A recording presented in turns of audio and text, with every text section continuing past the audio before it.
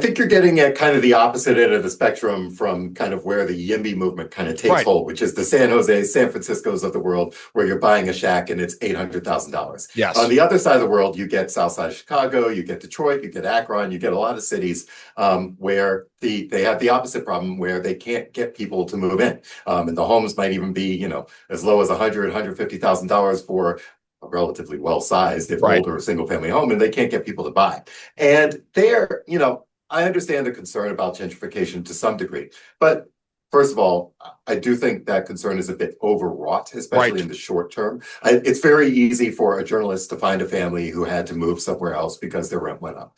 But if you look at that from the kind of the big picture data concern, I don't see a lot of interest that modest improvements to people's standards of living is really driving people out in droves.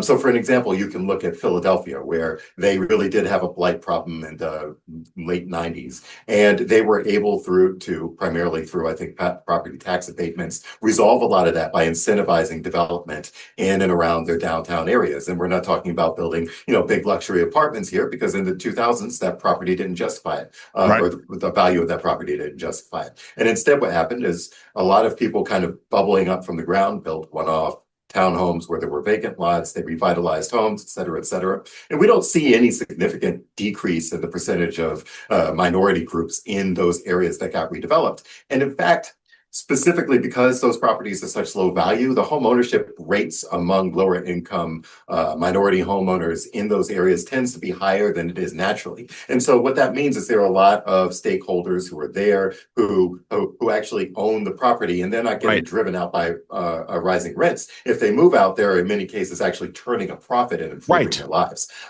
if they leave at all, and they don't have to.